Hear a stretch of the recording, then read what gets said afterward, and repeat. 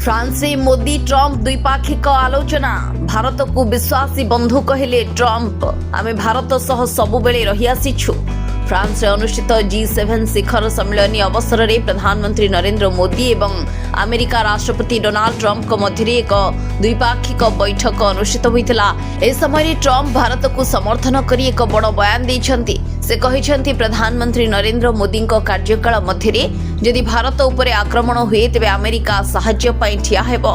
Trump कहिथिले प्रधानमंत्री मोदी शांत देखा जाती किंतु कथा हेबा समय से बहुत कठोर।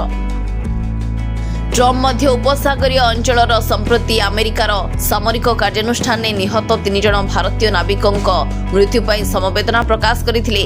बैठक समय ट्रंप प्रधानमंत्री नरेंद्र मोदी प्रशंसा करी कहिथिले से जने अत्यंत कठोर नेता किंतु से बहुत सुंदर देखा जाते। अमेरिका राष्ट्रपति डोनाल्ड ट्रंप प्रधानमंत्री मोदी एवं भारत को प्रशंसा करने सह वाणिज्य चुक्ति नहीं बड़ बयान देइछन्ति। ट्रंप निजर स्वतंत्र शैली रे प्रधानमंत्री मोदी को प्रशंसा करी कहिछन्ति जे पीएम मोदी जने संपूर्ण किलर एवं बहुत जने टाणुआ व्यवसाय।